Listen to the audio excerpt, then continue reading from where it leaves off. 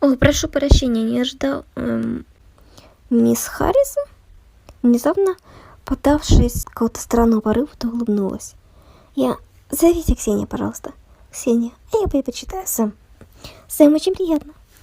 Мне тоже. Если можно, я хочу задать вам один вопрос. Он склонил голову на бок, внимательно наблюдая за твоей реакцией.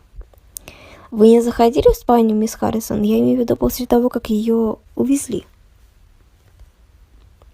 Нет. Глаза Сэма чуть сузились. Он нахмурился, прикусывая нижнюю губу. Дело в том, что мы с детективом захватили туда буквально 10 минут назад.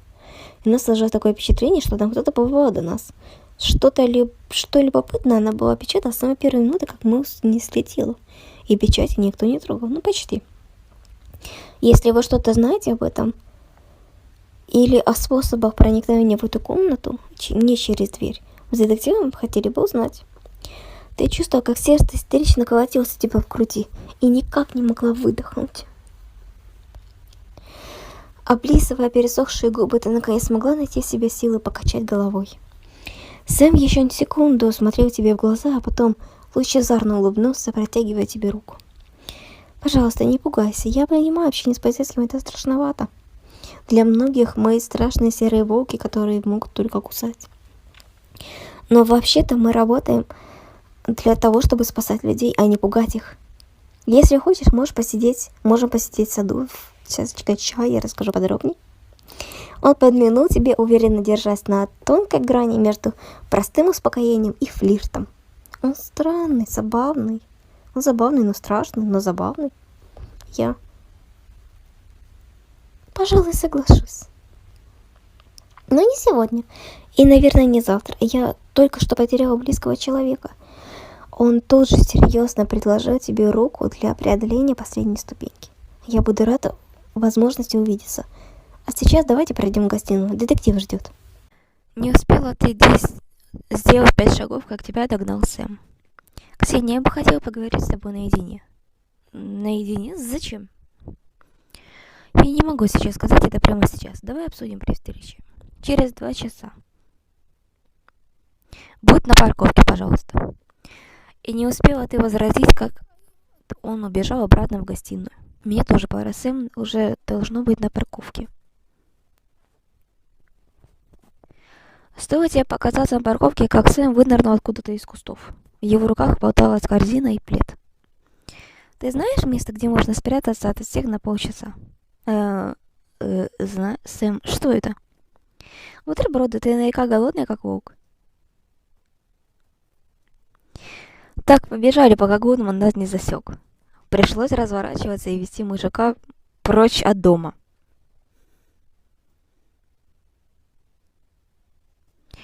Когда вы вышли из полосы леса и впереди раскинулся вид на холмы, Сэм присвистнул. Ничего себе! Да, здесь красиво. Я часто убегала сюда, когда была маленькой. Здесь почти ничего не изменилось.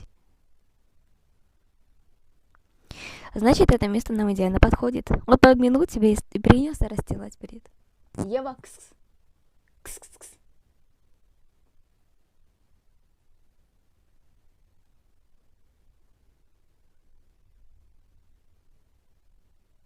Кис-кис.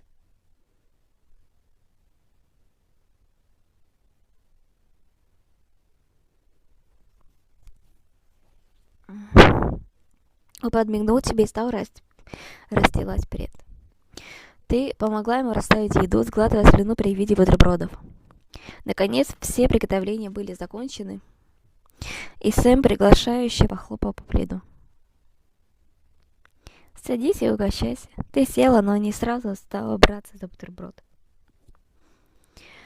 А что ты подмешал в еду? Снотворное или сыворотку правды? Лицо Сэма вытянулось от удивления, а потом он громогласно захохотал. Ты думаешь, я способен на что-то вроде этого? Ну, ты мне кажешься надежным.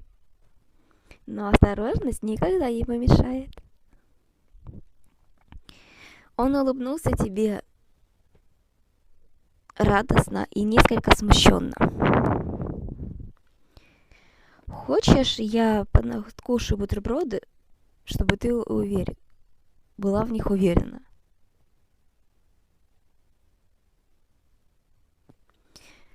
Нет уж, это не гигиенично.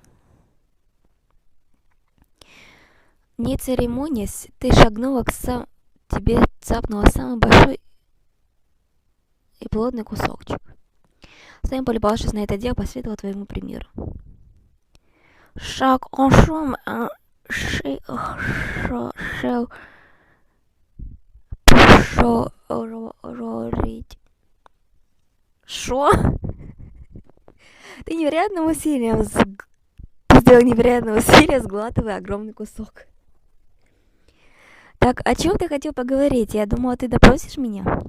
Сэм яростно замотал головой, попытаясь проглотить то, что жевал, и закашлялся. Вау, ковбой, куда ты так спешишь? Ты со смехом постучал его по спине, помогая прокашляться. Это на меня так действует несправедливое обвинение. Никакого допроса, Ксения. Наоборот, я пришла сказать, что верю в твою невинность. Но я знаю, что ты была в той комнате и взяла оттуда телефон. Ты даже перестала жевать, по твоей спине побежался холодок страха. Если помнишь, с медиком не приехал фотограф. На одной из фото видно твой телефон на столе. Сегодня утром его там уже не было. Ты вроде сказал, что не подозреваешь меня. Именно. Тогда я ничего не понимаю. Я не подозреваю тебя, потому что я видел подарок, который ты делала для тети. Перед твоим внутренним взглядом стала Аннет и ее лицо в ту минуту, когда ты вручила коробочку. Сердце заныло, но ты решила встряхнуться и возвращаясь к разговору. Билеты на Магаму на двоих. Солнечные очки от Прада и 4-листный клевер. Я не верю, что ты могла подарить это, а потом спокойно убить ее. Это какой-то слабый аргумент. Согласен, аргументированно слабо. Считай, это моя интуиция. Он подмигнул, закидывая в рот последний кусочек бутерброда. Ты сцепила руки на животе, чувствуя легкую тошноту. Я бы хотела поделиться с кем-нибудь своими страхами, но могу ли я быть с ним насколько откровенным? Что если он захочет вызвать у меня доверие и разведать ценную информацию? Я доверюсь ему. Знаешь, я сама не уверена до конца, что не замешана в этом. Мужчина вопросительно склонил голову на бок. Впрочем, в детстве я немножко лунатила. Пару раз приходила в комнату к тете, пугала ее до смерти.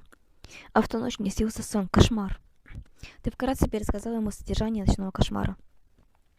И я боюсь, что я, может, что-то видела или сделала это сама. Ты вскинула глаза, но он смотрел спокойно, без тени осуждения или подозрения. Я понимаю твои страхи. Наверное, каждая твоя ситуация, я бы тоже сходила от ужаса с ума. Но я думаю, они безосновательны. В любом случае, у меня есть аргумент в пользу того, что ты не делала это во сне. Какой? Эксперты дали нам предварительный отчет в паре слов. И вот что интересно. В спальне Аннет ручка была начисто вытерта с внутренней стороны, ни одного отпечатка. Не думаю, что ты стала бы вытирать ее во сне, как ты считаешь. Да уж, это как минимум странно. Вот и мне так показалось. Он откинул голову назад, оперевшись на руки и повернул к тебе лицо. Закатное солнце мягко подсвечивало его волосы, придавая золотистый оттенок. Порыв ветра принес из леса заблудивший листочек, уронив его на волосы Сэма. «Сэм, у тебя тут в волосах?» «Тут?» «Нет, блин, дай сниму». Он тут же послушно подставил голову под твои пальцы. Аккуратно вытянув листок, ты неожиданно для себя провела ладонью по его волосам. Такие мягкие. Я надеюсь, там не паук? Нет, там уже все. Он приподнял лицо, и его темные глаза вопросительно смотрели на тебя снизу. Такой милый. А Перри Гудман не ведет себя совсем по-другому. Получается, я для него не просто работа. Ты почувствовала, как сердце пропустило удар. Интересно, как бы он отреагировал, если бы я его поцеловала? Поцеловать его. Пока не попробую, не узнаю, да? Не отрывая руки от его головы, ты наклонилась к его лицу. Он не пошевелившись и, кажется, не дыша. Ты замерла на сантиметре от его губ, чувствуя, как смелость покидает тебя. Нет, нет. Я веду себя как... Уф. Он вдруг коротко выдохнул и, не оставляя тебе времени на раздумья, поддался вперед. Он целовал тебя уверенно, но без лишнего напора, спокойно изучая твои губы. Расслабленный, деликатный, он оставлял тебе пространство для дыхания и свободно отстраниться. И именно поэтому отстраняться не очень хотелось. В последний момент, раз мягко проведя кончиком языка по твоей нижней губе, он чуть отодвинулся. Ты прекрасно пахнешь. Бутербродами? В основном лесом, ветрами, духами и бутербродами. Ты рассмеялась, чувствуя легкость в голове и плечах. Как будто огромный валун скатился со спины. Выпрямившись, он нежно провел рукой по твоим волосам. И не хотелось бы уходить, но думаю, пора. Ты посмотрела с сожалением на горизонт, за которым почти уже скрылось солнце. Да, нам и правда пора. И спасибо за бутерброды. Он подмигнул тебе, пряча коварную улыбку в кончике губ. Нам, наверное, стоит вернуться вместе. Будет не очень хорошо, если Гудман узнает, что ты гуляешь наедине с подозреваемой. Да, потому что он решит, что ты склоняешь меня на свою сторону. Нам действительно лучше вернуться по отдельности. Он нахмурился, глядя на темную полосу леса. Но мне не очень хочется идея того, что ты будешь там одна. Думаешь, это небезопасно? Где-то там бродит тот, кто убил твою тетушку. Тебя передернуло от этой мысли. Тогда предлагаю пойти через лес, а я пойду другой дорогой. Есть другая? Да, не такая удобная, мимо старой заброшенной церкви. Там открытое пространство, я сразу увижу, если кто-то будет подкрадываться. И этот кто-то сразу увидит тебя. Ну ладно, спеши мой телефон. Он продиктовал тебе свой номер, затем записал твой. Если что-то пойдет не так, звони. И вас понял, босс?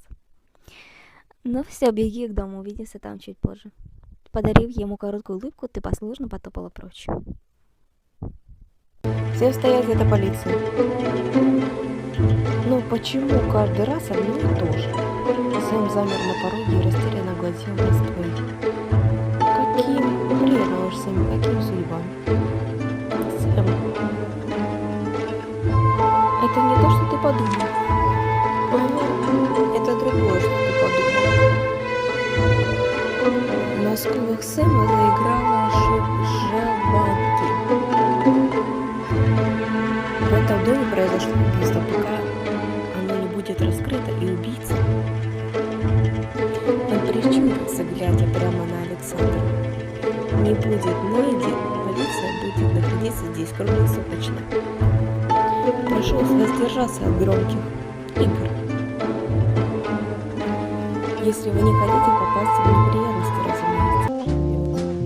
Уйти с Сэмом. Сэм, этот придурок связал меня без моего позволения. Ты не мог вытащить меня отсюда? Глаза Сэма потемнели от гнева. Александр устало вздохнул. Ты так и будешь тыкать меня своей пуколкой? Да, до тех пор, пока ты не отпустишь девушку. Через минуту ты уже стояла рядом с Сэмом у двери. Перед тем, как мы вышли, поскучневший Александр бросил что-то Сэму. Тот автоматически поймал. Что это? Перекись и бинты. Эта дурочка грохнулась в колодец. Убеди, что она не сломала себе ничего. Так вот, что он хотел сделать. Придурок, если бы так просто сказать, что ты хочешь, осмотреть меня. А теперь прошу прощения, я хочу спать.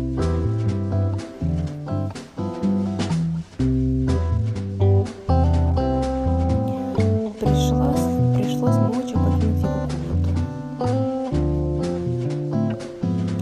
Колоды, значит, расскажи поподробнее. Не уверена, что Сэм нужно знать, но кого тебе расскажу.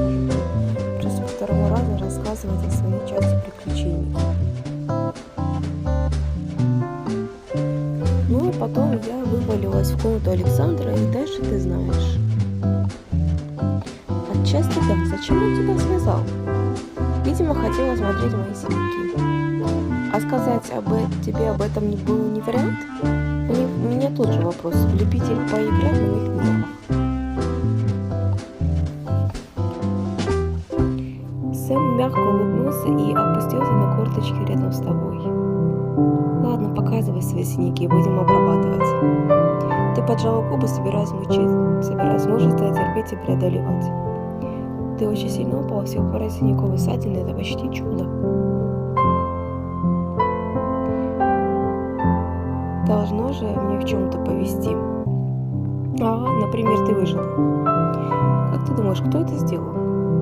Хороший вопрос. Надо провести экспертизу, поискать следы. Сэм. Почему ты стал полицейским? Он замер на секунду, нахмурился, а потом встряхнулся. Да была одна неприятная история. Расскажешь? Он вздохнул, сосредоточенно поливая бинт перекисью. Да особо нечего рассказывать. Я был стритрейсером. Что? Ничего себе, это же незаконно. Тогда меня это не останавливало. Ради этого я даже переехал в Америку. А потом, во время гонки, кое-что случилось. Умер ребенок. Я поклялся, что больше никогда не допущу такого. Он бездумно прикоснулся к сережке в правом ухе. Честно говоря, я сейчас в бешенстве. Я не должен был отпускать тебя одну. Зналась же, что это ни к чему хорошему не приведет.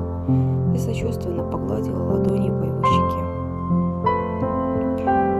Задумчиво глядя на тебя, он повернул голову и ласково прикоснулся губами к твоей руке. Что сделал? Поцеловать его. Ты наклонилась к нему, еще сидящей на корточках, и осторожно прикоснулась краешком к его губам. Сэм поднял на тебя спокойный и сочувствующий взгляд. Прости, Ксения, мне кажется, Александр не одобрит.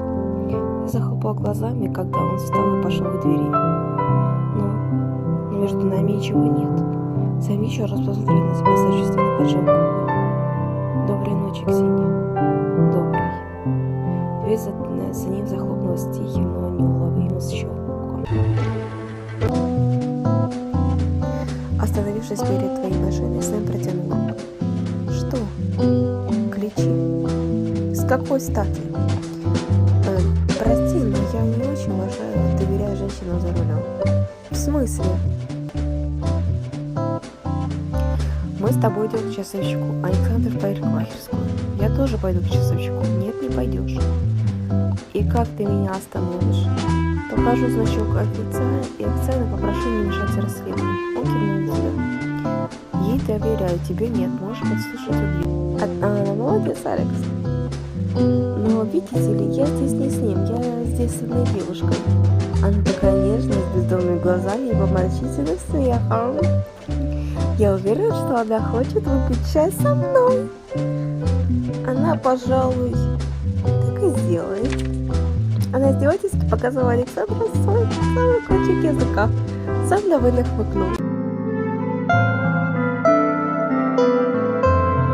Добравшись до своей комнаты, ты сразу прыгнулась на машину. Сначала душ, я помню вообще везде. Скинув платье прямо на пол, ты резко побежала в душ. Научиться спустя это было свежим. Ты зашла в ванну. Ты сделала душевой, который все распахнулся. Ксения, мне нужна твоя помощь. О, черт, Сэм! Прости, я возьму взгляд на уже за темную сторону прислушка. Это на руле коллега. Он посмотрел на тебя с выражением бесконечной усталости на глазах. Ты тоже поспешила поправить. Наши это насчет такие вряд ли это просто. Ксения, сейчас любая мелочь может помочь тебе. Может, ты уже понимала? Нет, Александр ласково показывает. Еще был полицейский принц Нет. Что нет? Не да, моя шкатулка. Ксения, ты ведешь себя как маленькая. А ты ведешь себя как агресс, пришел сюда, качаешь свои права. А уверен, у тебя есть, не имеешь права себя ходить. Несколько секунд молчали.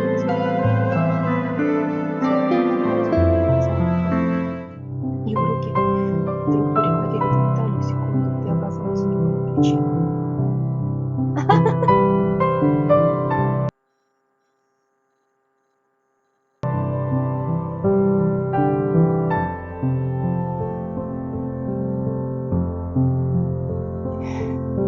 Да как бы меня уже все задрали. Правила ордена, бумаги, ограничения. Дай сюда эту шкатулку, женщина, нужно мне. Или еще. И громко застонал, как от боли. Сэм, мне больно, пусти. Выдвинул длинную рукоять Прошу прощения, мадам Сэмюэлсон. Он сделал шаг назад, тяжело дышал. Завалить его к себе. Продолжай поддаваться ей, пожалуйста. Ты рывком села на постели и схватил его за галстук, потянул к себе. Сэм неловко качнулся вперед, навалился на свет и галстук успел под своих колен. Шкатулка жалась слабостью и говорила слабо. С ладони Сэма вдавили одеяло, по обе стороны от твоей головы. Ксения, нет. Что нет? Попытался встать, когда обхватила руками его бедра, не давая ему двигаться. Я не мог знать, что ты был, Александр. Ведь он заставил. Это из-за того поцелуя в алькове?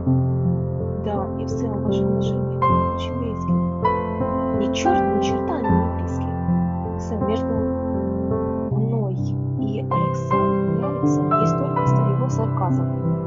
И тот поцелуй не по моей воле, и больше ничего. Сэм скептически был полный выпучил добавки по плечи, слегка расслабился. Ты понимаешь, что такие вещи могут дотянуться до постели, а не до процесса? Да уж, так уж получилось. Он наклонился и прикоснулся к голове. Ксения, я же на работе. Ты рывком Он перехватил твою ногу еще в полете и вызвал в его сторону, широко раскрывая двери. Ксения, поверь, ты не хочешь этого. Кто тебе сказал такую новость? Он выдохнул и резко наклонившись поцеловал тебя. Это не было похоже ни на один поцелуй с твоего прошлого. Он не был таким самой. Он подпихнул тебя под себя, твои губы, игнорируя твои самые глубокие уходит контроль.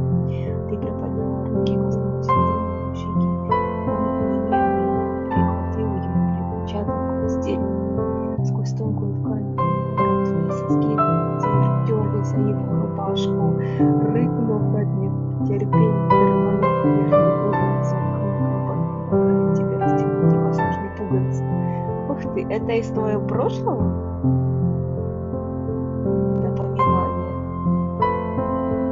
Ты обвела пальцем контур татуировки и подняла глаза и встретилась с ним взглядом, снова прильнув к твоим губам. Чуть нежнее, но все еще не давая шанса на контроль. Ты вдруг захлестнула головой, не сдержала желания, застонала ему прямо в рот. Сэм, пожалуйста, куда ты так торопишься? Каприза захныкала, выгибаясь всем своим телом и подпираясь пахом на его пах. Полицейский только хмыкнул, зарываясь пальцем в твои волосы, слегка оттягивая свои головы назад. Ты охнула, когда он проложил дорожку поцелуя между твоими грудями и неожиданно куснул правый сосок прямо сквозь ткань. Ну уже. Еще один тихий смешок, никуда не торопился. Его руки, его губы изучали твое тело, не позволяя тебе взорваться в пике. Он застонал.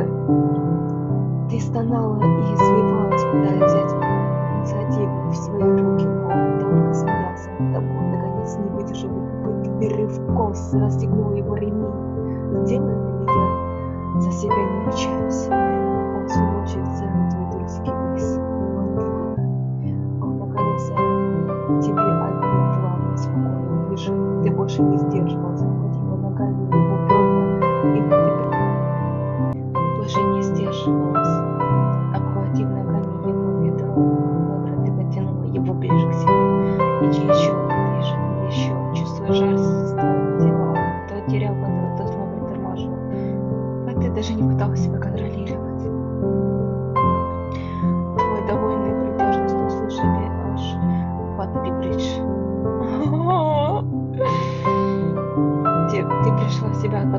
воздухом дышь, твоей влажной грудь.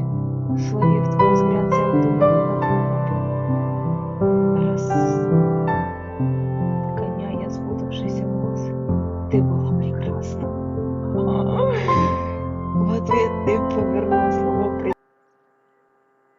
который сказал голосом, как скучал, как научился быть. Ну важно, давай выпускать тебя отсюда. Было сложно писать, я исключила. Кроме желания летать. Нет, подышать тебе ласка в хон вместе с собой. Каким-то чудом мы пришли заплетел очень хватать на границе центра жопы, электричку держать за руку, тебе не знаю, кроме как нестись. За сквозь сеть буков тупых. Очередей нас меня разрух наших сжал на землю. Следующий птичь пару купи глину, не могу не дай дышать. Семья это определенно за остального остановиться. На третьем интеллектом никакого решения, может быть, не слишком остро реагировал, может быть, немножко немножко пошел. Время все же большое, что я нет поговорить с тобой помогал. Пристижена мертвая, потеряла то, которую кого бах. И спела их от выстрела на секунду, дерева не пригнувшись к нему, самой совершенно. Всем себя сопряжал, сами прикрыла голову, сама тяжело. Лежит женщина на руках и свой телефон зазорился. Это утро худненько будто вообще задели. Кончики его носа прикоснулись к твоему уху, жарко опалив кожу дыханием. Ты готова поставить на это свою жизнь? Мне и под тобой хорошо. Хотя я могу быть и сверху. Тебе как больше нравится? За тобой охотится маньяк с рождения, а ты об этом? О чем думаешь? О том, что мне подозрительно, что у тебя подозрительно твердо в брюках. Это пистолет. Ты же сказал, что не взял его. Мало ли что я сказал. А почему твой пистолет увеличивается в размерах? Боже мой! Особая модель с регулируемым стволом. Твой пистолет упирается мне в... Я сейчас откушу тебе ухо. Не откусишь. Почему? Потому что я буду кричать. Он вдруг нервно выдохнул и мягко прижал зубами кончик твоего уха. Ты будешь кричать в любом случае. Это еще позже. Ты не окончила фразу, захлебнувшись от волны мурашек, побежавших по телу. Его горячий язык оставил на твоей шее длинную влажную дорожку. Ты понимаешь, что дразнить мужчину в глухом лесу так себе идея? Он еще сильнее вжался пахом в твои ягодицы, заставив тебя пискнуть. А как же маньяк с ружьем? Это охотник. Алекс прислал сообщение, что Фредерик еще в участке. А почему ты тогда все еще лежишь на мне? Сэм снова дернул бедра, придавливая тебя к земле. Попробуй, чтобы я встал, и я встану. Сэм.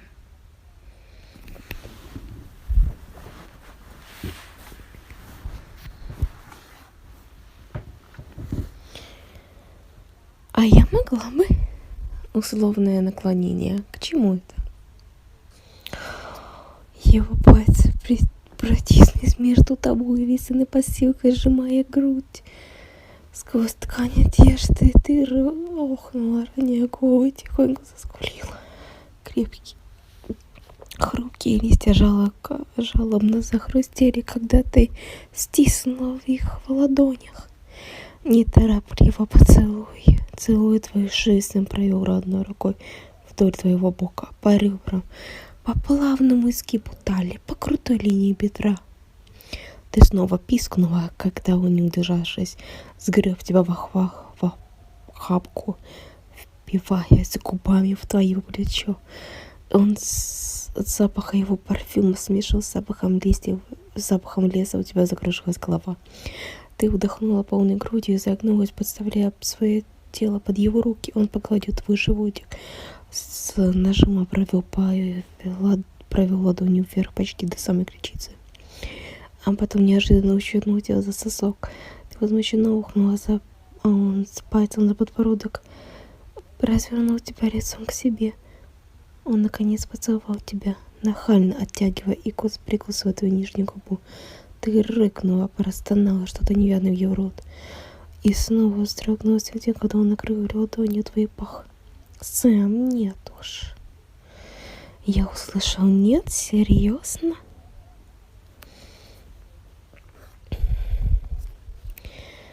Его палец бережно надавил на мокрую ткань тросиков, и ты тихонько взвыл. Он ласкал тебя внимательно, наблюдая за твоим выражением лица. Ты вроде сказала нет. Его ладонь приподнялась, заставляя после себя болезненную пульсацию возбуждения. Нет. Ты поддалась бедрами вверх, подставляя пах под его ладонь. Сзади раздался короткий снежок, шорох ткани, и ты... Ох ты, нет. Снова нет. Его голос был напряженным, тяжелым, как ядерная боеголовка. Он двинулся назад, словно собираясь выйти из себя. Ты взвизгнула и сама поддалась навстречу, не желая терять ни сантиметра ощущений. Он резко выдохнул, нагнулся и безмерно ласково поцеловал ямочку за твоим ушком. Ты такая милая, если бы ты только видела себя со стороны. Ты почти не слышала его пульсацию, за пульсацией крови в ушах. Не дожидаясь его, ты сама двинула бедрами, сжимаясь, и еще снова. Его пальцы поглаживали твои бедренные косточки ладонь, крепко удерживали близко, но недостаточно близко. Ты запрокинул голову назад, выгнулась всем телом. Твой затылок лег ему на плечо, рука на шею. Вы оба постояли на коленях, твоя спина выгнулась луком в его руках. Он глухо застонал, запуская одну ладонь тебе между ног.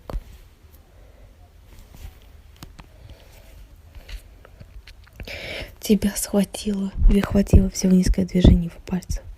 Каждая мышца напряглась так, словно вот-вот порвется, волна за волной, попеременно захлестывала жар и холод. Ты дрожала, чувствуя, как его ладони продолжают крепко держать твои бедра. Стабильный якорь на земле, с которым твое тело грозилось улететь.